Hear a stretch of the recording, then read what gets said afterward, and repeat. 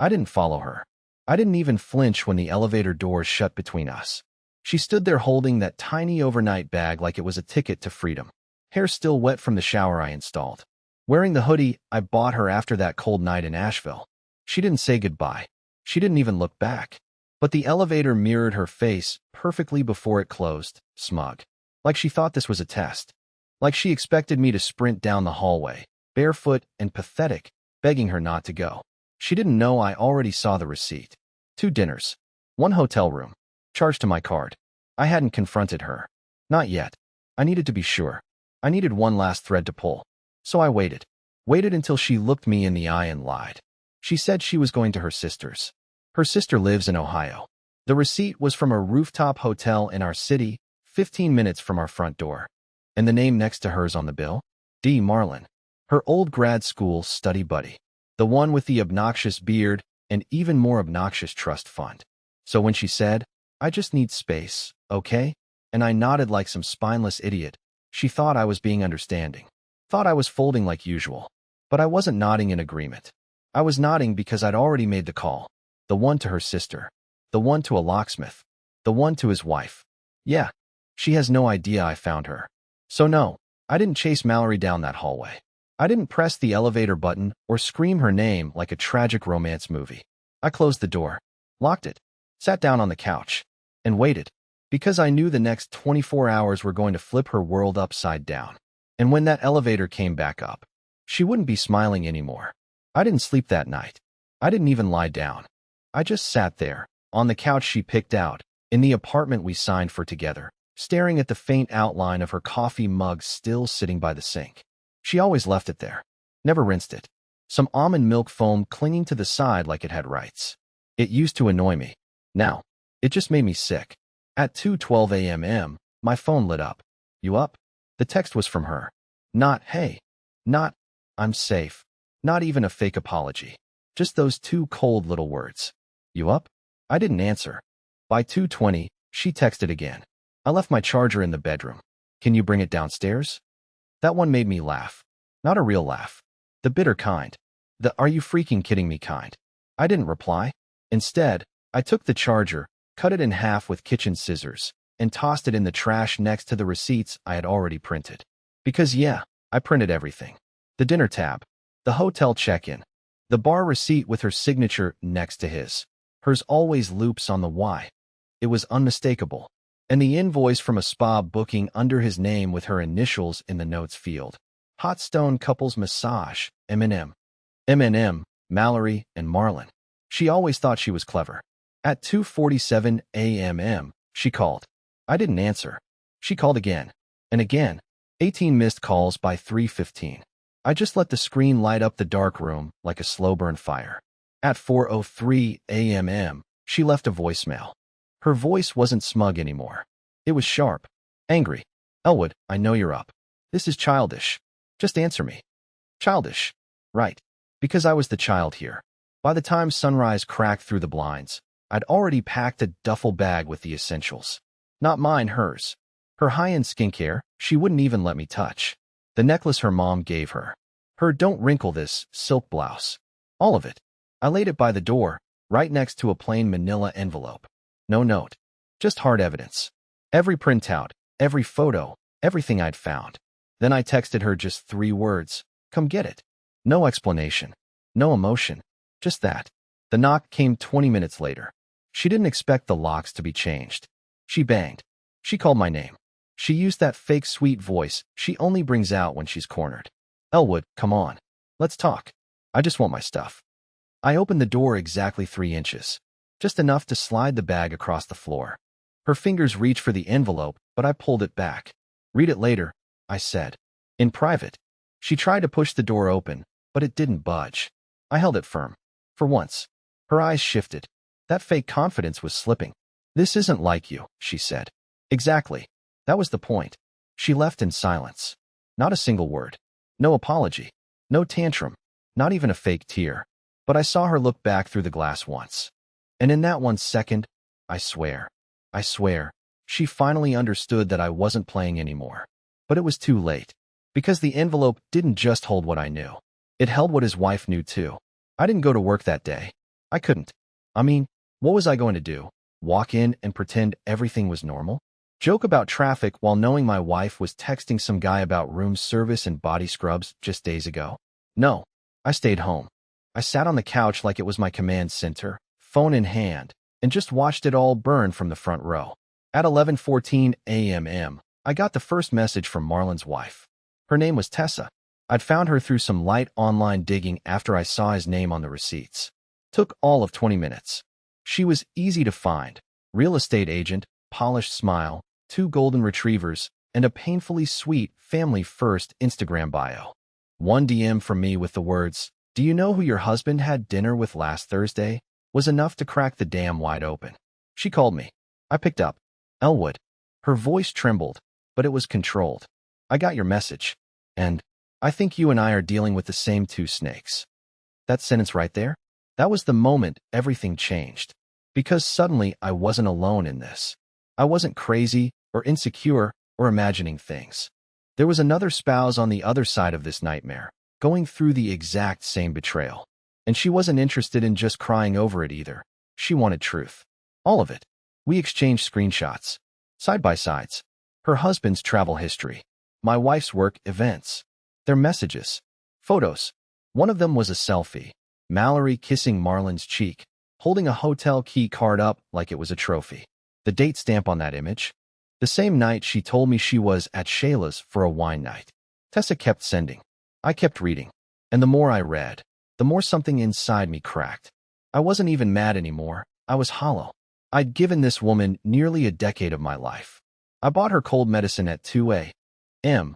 when she had the flu. I held her dad's hand at his funeral. I skipped my own promotion ceremony because she had a panic attack before dinner with her mother. And this is what I got. Some budget romance novel played out behind my back. Around noon, Tessa asked if we could meet in person. At first, I hesitated. I mean, this was already spiraling into something I didn't expect.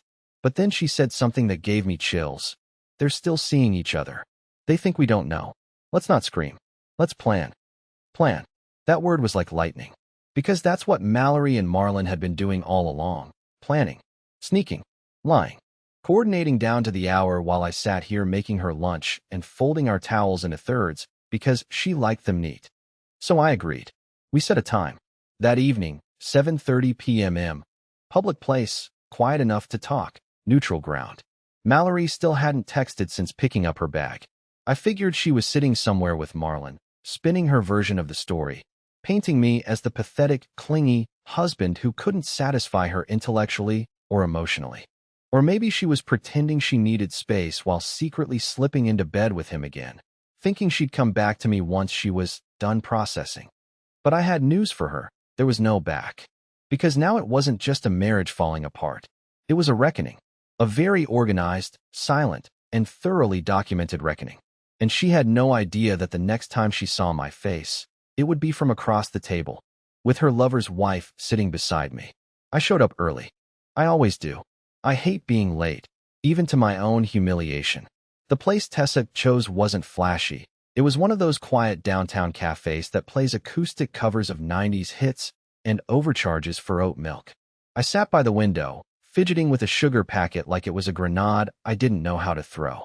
She walked in like she'd just come from a funeral. Black coat, tied hair, no makeup. Not that it mattered. She looked like a woman who'd aged 10 years in 1 week. But her eyes? They were sharp, determined. No tears, no wobble. Just fury in a cage. We didn't shake hands. Didn't need to. We knew what we were. War veterans of the same invisible battle. She ordered chamomile tea. I got black coffee. We sat in silence for a moment, letting the awkwardness settle like dust before either of us moved. "I confronted him this morning," she said, stirring her tea even though she hadn't added anything to it. "Told him I knew. He didn't even try to deny it." I nodded, throat dry. "Did he admit to Mallory?" She gave a bitter smile. "He claimed it was a moment of weakness. One that happened 5 different times, in 3 different zip codes, apparently. That landed hard. 5 times. My wife. My freaking wife." I wanted to scream, but I just clenched my jaw. I'd cried enough. I wasn't giving her any more tears. "I told him to pack a bag," she said. "He's staying in a hotel now. I canceled his access to our joint accounts. Changed the locks. Sent an email to his mother, too. Figured she should know who her son really is. There was something both horrifying and satisfying about the way she said it. So casual, so surgical. Like she'd become someone new overnight. I haven't spoken to Mallory since I gave her the envelope. I muttered, staring into my coffee. I think she thought I'd chase her. That I'd fight to keep her from leaving. I always used to. But this time, I let her walk. Tessa looked at me for a long moment. You didn't let her walk. You set her free to drown in her own lies. That line hit me so hard I had to look away. Then she pulled something out of her purse, photos, screenshots, a printed email, and finally, a tiny black notebook. This is his, she said. A travel log. Marlon keeps notes on everything. I found it in his office drawer. She opened to a page. Dates, times, hotel room numbers. Notes like M, wore red, and E's out of town, safe window. I scanned the page and found it. My name, E. That's how they referred to me. Like I was a calendar conflict. Like I was background noise. There was one line I couldn't stop staring at. He doesn't suspect a thing. Too passive to notice. Bless him. Bless him. That broke me. I closed the notebook, my hands trembling. Tessa didn't flinch. I want to make this public, she said. Not social media, but real. Consequences. Divorce filings. Financial exposure. Mutual friends. They've been playing us like fools. I stared at her. You're not scared of the fallout? She smirked. They burned the house down. I'm just lighting the path through the ashes. We sat there for a long time after that. Not really talking. Just two strangers drinking hot beverages that tasted like betrayal and strategy. And when we finally stood to leave, she said one last thing. Let them enjoy their freedom. Let them taste what they traded loyalty for. But when it all crumbles, and it will, make sure they know exactly who opened the door for it. And just like that, she was gone. But not me. No, I was just getting started. I don't know what it says about me that I felt closer to Tessa in 2 hours than I had to Mallory in the last 2 years. Maybe it's trauma bonding. Or maybe it's just what happens when someone finally tells you the truth straight. No filters, no flattery, no manipulation. Just the facts, as sharp and cold as glass. The next morning, everything accelerated. I don't even remember waking up. I just remember staring at my phone and seeing the unread messages piling up like a digital guilt trip. 10 from Mallory. 3 missed calls. 1 voicemail I still haven't played. The last text she sent said, I think we should talk. I've had time to think. Think. They always say that after they've run out of other people's beds. But the thing that rattled me most wasn't her messages. It was the one from Shayla. Her best friend. The same Shayla who had once sworn to me she'd always keep Mallory grounded. The same Shayla who, conveniently, never liked Marlon and always thought he was slime. Yeah, her. She texted, Hey Elwood, can we talk privately? Just you and me. I owe you something. I didn't answer at first. I figured it was more damage control. Maybe Mallory had recruited her to soften me up. Maybe she wanted to guilt-trip me into seeing both sides. But something felt different about the wording. I owe you something. Not an apology. Something. So I agreed. I met her at a sandwich shop 3 blocks from my place. Neutral territory, again. I sat by the window, like always, so I could see her coming. She looked nervous. No makeup. Hoodie pulled up. Sunglasses, even though it was cloudy. That alone told me this wasn't a social visit. She sat down, didn't even order anything, and immediately said, I didn't know how bad it was. I swear to God, Elwood, I didn't. I didn't say anything. I just waited. She opened her purse and pulled out a flash drive. This, she said, sliding it across the table, is from Marlon's bachelor party 2 months ago. I wasn't there, obviously, but my friend was hired to do photos. She's a freelancer. She didn't know who Mallory was when she sent me a few samples from the event, just for fun. Elwood, Mallory's in them. That stopped me cold. I stared at the flash drive like it was radioactive. She told me she was at a spa retreat with her sister that weekend. I said slowly. Shayla nodded. She wasn't. And you weren't supposed to know. No one was. Marlon kept it all quiet. But your wife didn't exactly lay low. That's when she pulled out her phone and showed me one of the photos. There was Mallory, in a red dress, sitting on Marlon's lap, his hand on her thigh, laughing, head back, comfortable, like she belonged there, like they belonged. I don't even remember how I reacted. My hands went numb. My jaw felt wired shut. I wanted to throw the table across the room, but all I did was nod. Numbly, like a broken puppet accepting its role in the show. Shayla reached over and touched my wrist. I didn't show you this to hurt you. I showed you because you deserve to know. And because I'm done covering for her. She's not who she used to be, Elwood. You didn't change, she did. That was the second time someone had said that to me. And this time, I believed it. I left with the flash drive in my pocket. I didn't cry. I didn't scream. I didn't even feel angry anymore. I felt surgical. That night, I booted up my laptop and opened the files. And as I clicked through photo after photo of the woman I thought I knew wrapped around another man, something inside me hardened into stone. Because she wasn't going to come home to a conversation. She was going to come home to a consequence. She came back 2 days later like nothing happened. I was in the kitchen pretending to scroll my phone when I heard the lock click. Her copy still worked, for now. I didn't look up. I just waited as she walked in, soft footsteps like she was trying to gauge the temperature of the room before she spoke. Elwood, she said gently, setting her purse down like she was in a therapist's office. I think we need to talk. She had no idea I already knew everything. Not just the hotels, not just the photos, but the hidden side of her I wasn't supposed to see. The way she weaponized silence. The way she rewrote history in real time. The way she left out pieces of herself like expired food in the back of the fridge, stuff I was never supposed to find. And now, she stood there, acting like she was the one with clarity. I looked up slowly. Talk. Now you want to talk? She gave that practiced nod. The one she used on customer service calls when she wanted to seem calm but firm. She sat across from me, folded her hands, and said, I know things got messy. I know I hurt you, but I needed time to figure out what I really want. That was it. That was the line. What I really want. I tilted my head. And did Marlon help you figure it out? Her face cracked. Just a flicker.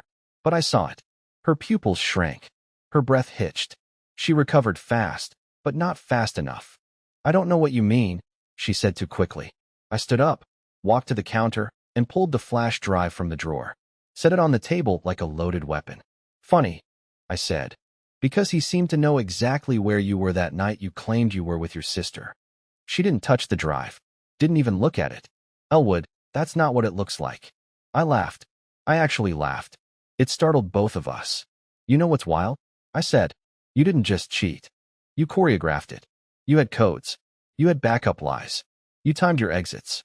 I mean, my God. You wrote, he doesn't suspect a thing in a man's travel log like I was some kind of sitcom punchline. Her jaw dropped. That one hit home. I saw the color drain from her face. Where did you get that? She whispered. I had coffee with his wife, I said, like I was talking about the weather. She's fantastic, by the way. Sharp. Civil. Smarter than both of you combined. Mallory stood up suddenly, her hands trembling. You don't get to spy on me. You don't get to. I cut her off. I wasn't spying. I was surviving. She opened her mouth to speak again, but nothing came out. She just stood there, stunned. Caught. And I swear, for the first time, I saw it hit her that I was no longer the man who begged her to stay. That Elwood was gone. Left in that hotel room, where she dropped her red dress on the floor and thought no one would ever know. I took a breath. Calm. Cold. There's no fight, Mallory. No argument. You made your choices. This, I tapped the flash drive, is just the receipt. She stared at me like a stranger. Maybe I was. I pointed to the door. I've already spoken to a lawyer. You'll be served within the week. I don't want revenge. I want release. She hesitated, like she was waiting for me to change my mind. For the old version of me to come crawling out and say please don't leave like I used to. But that man was already buried. Alongside every promise she ever broke. When she finally turned and walked out, I didn't stop her. I locked the door behind her. This time for good. The next 48 hours were eerily quiet. No texts. No calls.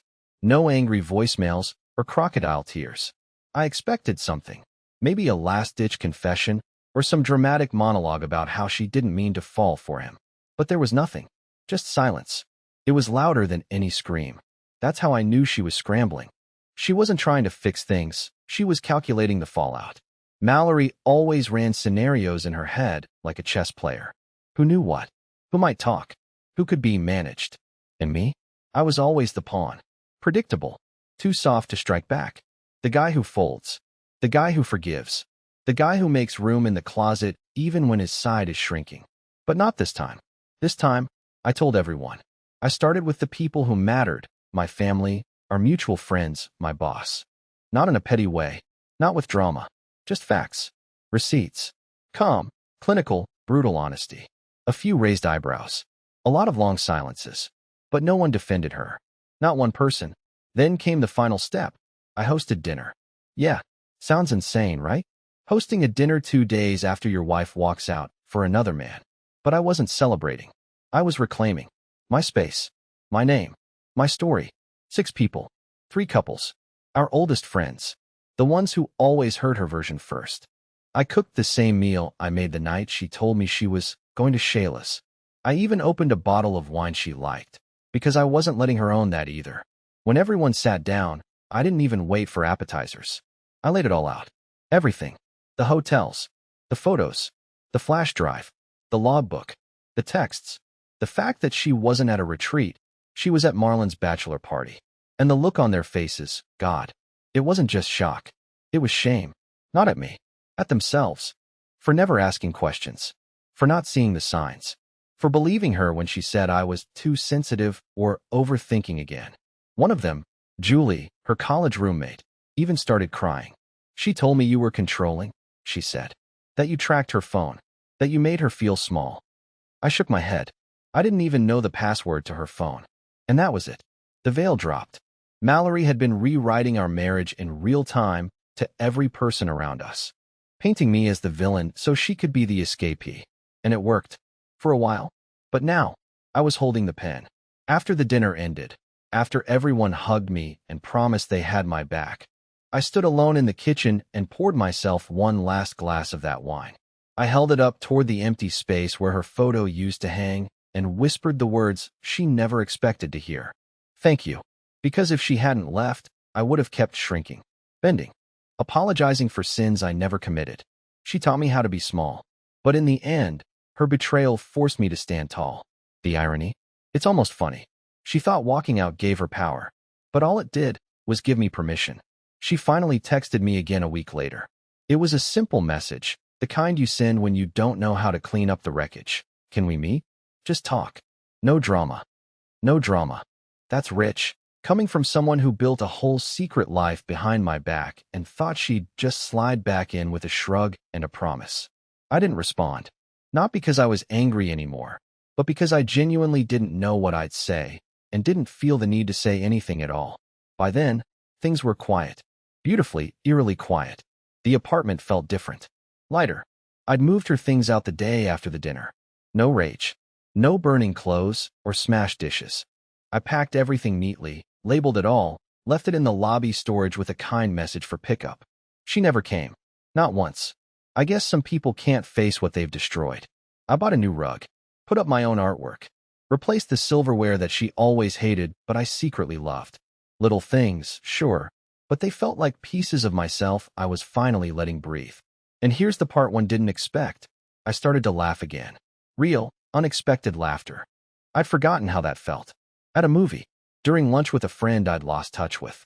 At a farmer's market, tasting honey samples from an old man who swore bees could cure heartbreak.